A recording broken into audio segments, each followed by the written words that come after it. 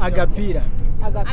Yes. K'imyaka itatu. Family planning agapira. Itanu. nanjye nyine nahise kwifata. wahisemo kuyifata kubera iki ari byo wahisemo? Kubera yuko yego niyo utasama niyo nda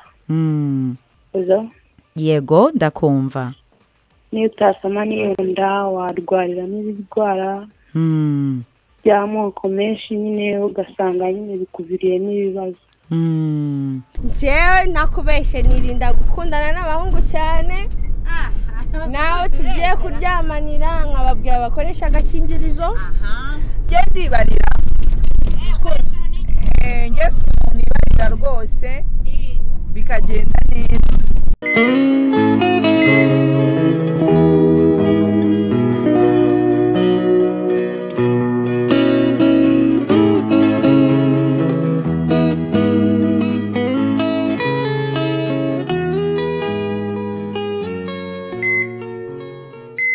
hanyuma rero rwose ndakuramukije mwifurije kugira ibihe byiza nshuti ya kumbe aho uherereye hose ni Jenuimana ugusuhuza. Ndongeye ndagarutse rero kugira ngo tuganire. Uyu munsi turaza kungurana ibitekerezo twibanda ku buhamya. Muzi ko akenshi dukunze guha umwanya munini ubuhamya kubera ko buba ari ngombwa mu buzima bwacu bwa buri munsi. Iyo tuganira ku bijyanye n'ubuzima bw'imyororokere usanga ari ibiganiro akenshi abantu bakunze guca hejuru, ugasanga rimwe na rimwe umuntu arakubwira ati wakagombye kubyitwaramo gutya cyangwa se umubiri uhindagurika gutya cyangwa se bijya bigenda gutya. Ariko iyo dutangiye kuvuga ubuhamya umuntu ku giti cye uko abigenza ugasanga hari abatangiye kwifata cyangwa se gushaka kubeshya akakubwira ibyo adakora, kandi mu by'ukuri bya bindi akora nibyo twese dukeneye kugira ngo tube twafatiraho urugero. Niba hari n'ikitagenda tumenye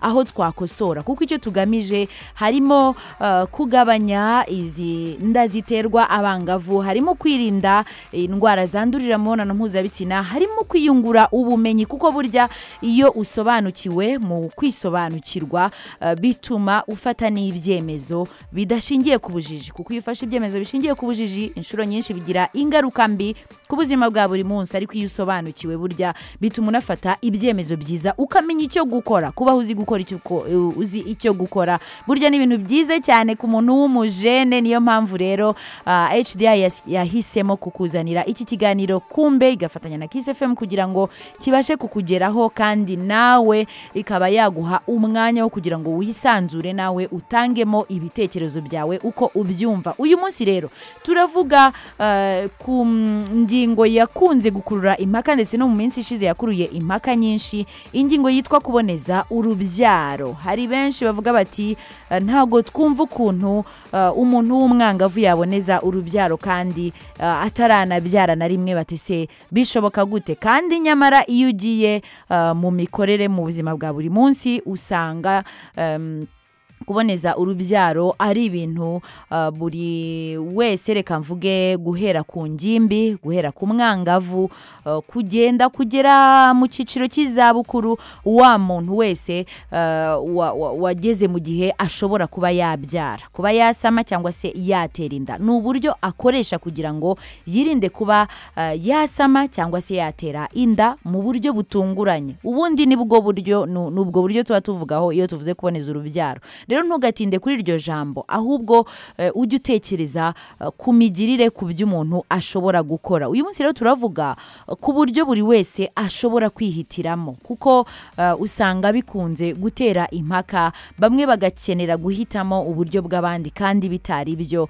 Niyo mpamvu rero twahisemo kuganira kuri ubwo buryo. Ubundi twakagombye kuba dufite inzobere, ariko uwo twari dufitanye gahunda yaduhakaniye ku munota wa nyuma. Gusa ntago bibuza ko turi busobanurirane kandi tukabasha kunguka ubumenyi bw'ingirakamaro, bwa bumenyi dukeneye buzatugira nyine akamaro mu buzima bwacu bwa buri munsi. Ikaze rero.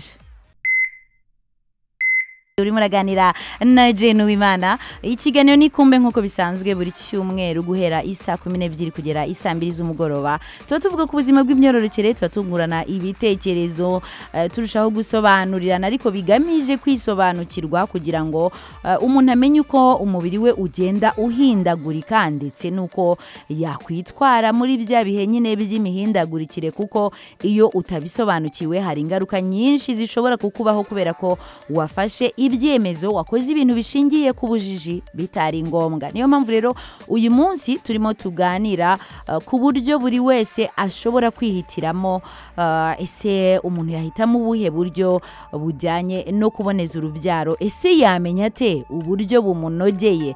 Muziko mu minsi ishize havutse rwose impaka kubera umushinga w'itegeko wari wasubijwe inyuma mu nteko ishinga amategeko, ariko izi mpaka kenshi zagiye zivuka kubera yuko abantu batabyumva kimwe. Kutabyumva kimwe n'uburenganzira bw'abantu nyine, kubera yuko ntabwo turemye kimwe, ariko kandi biba ikibazo iyo hari abatabyumva neza kubera yuko hari ibyo badasobanukiwe, kandi kwa kudasobanukirwa niko twavugaga yuko gushobora gutuma abantu bafata ibyemezo bishobora kugira ingaruka mbi kuri bo, rimwe na rimwe bikaba byagira n'ingaruka mbi ku bandi bitewe nyine n'ibyo byemezo ibyo ari byo. Uyu munsi rero nituganira nta nubwo twinjira mu biri tekinike cyane, kuko nkuko nababwiye nta mu tekinisiye cyangwa se inzobere mu bijyanye n'uburyo bumwe na bumwe.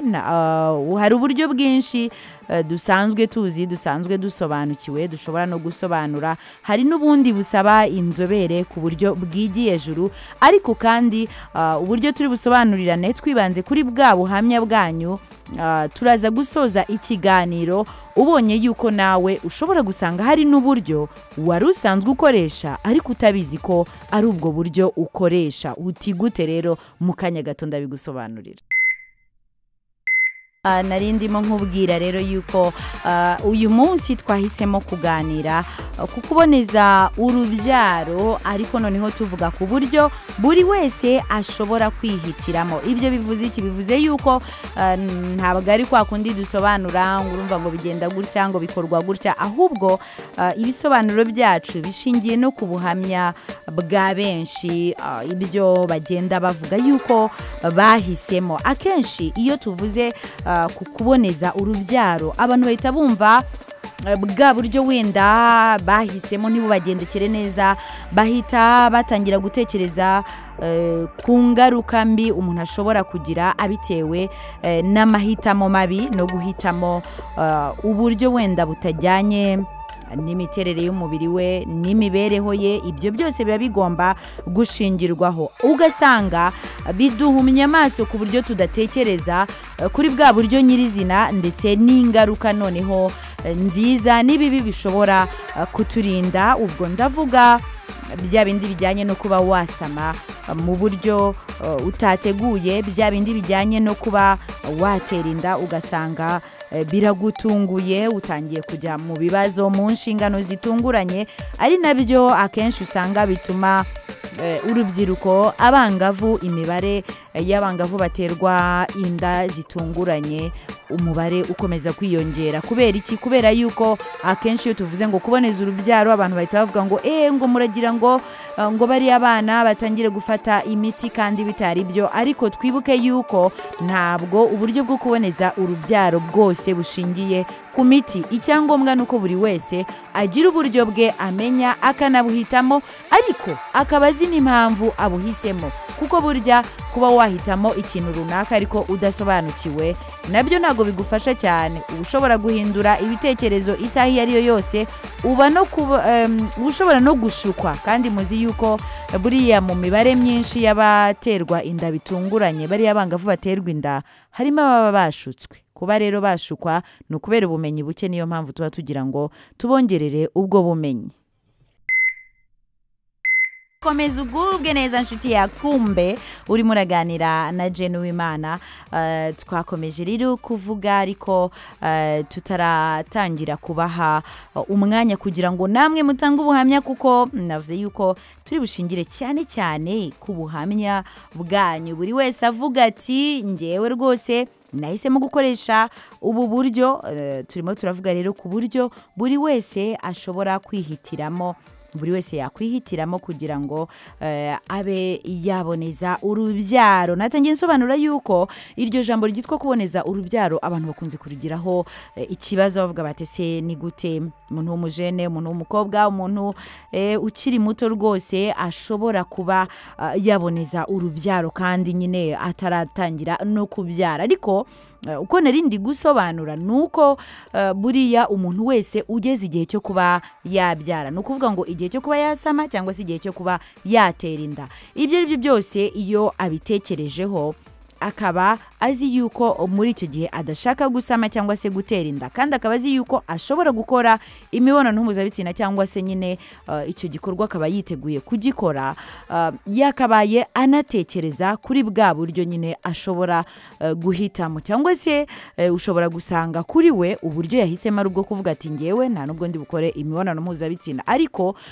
uburyo bwose wahitamo ukaba uzi impamvu buhisemo, ukaba unashoboye kuba uzi uburyo wabyitwaramo, kuko urugero wenda hari ushobora guhitamo kwifata, ariko kandi kwifata bibamo ibigeragezo byinshi, kuko nko mu ngimbi, nko mu bangavu mwe tuba tuganira murabizi yuko umubiri uba ugukurura cyane, yewe no mu bakuru niko biba bimeze. Ubwo rero iyo wahisemo ubwo buryo uba ugomba no kugira imyitwarire ijyanye na bwa buryo wahisemo. Niba wahisemo gukoresha agakingirizo, nabwo ugomba kuvuga uti nzi impamvu nabihisemo, kuba rero ariko nahisemo ngomba kuba kagakingirizo ngafite hafi kugira ngo muri cya gihe nshobora kuba nakenera kugakoresha ntazakabura. Niba warahisemo gufata ibinini, muzi ko habaho ibinini by'iminsi 28, ni ukuvuga ngo akanini ufata kanini kamwe ku munsi, niba ari bwo buryo wahisemo, byanze bikunze uzagira imyitwarire ijyanye nabyo, kubera ko uzavuga uti ku munsi ngomba kuba mfite isaha nzi neza ko ndi bufateho ka kanini, ukaba uzi yuko n'ubu uri ahantu utabasha kuba wagera kuri ka kanini, biba ngombwa yuko uri bukagendane niba utari mu rugo. Mbese icyo nshaka gusobanura nuko buri buryo bwose wahitamo uba ugomba kubuza impamvu ubuhisemo, kuko iyo mpamvu ni nayo ituma ubasha kubwubahiriza. Naho ubundi iyo upfuye guhitamo gutyo gusa utanabitekerejeho, biba byoroshye kuba n'ubundi wahindura ibitekerezo isaha n'isaha ukisanga kabaye kandi waruzi yuko hari amahitamo wakoze. Ndavuga ku mwangavu akaba yashukwa mu buryo bworoshye, yewe rega no ku ngimbi, no ku mugabo, ku basore, ku nkumi, ni ibintu bishobora kubaho ko ushobora kuba warafashe umwanzuro rwose wumva birimo neza, ariko kubera ko utaruzi impamvu birimo neza ugashukika mu kandi kanya ugasanga wabivuyemo. Twinjira rero mu kiganiro cyacu dukomeza gusobanurirana kugira ngo n'ubuhamya turi bwumve bugende bworoha, bugire n'inzira bufata.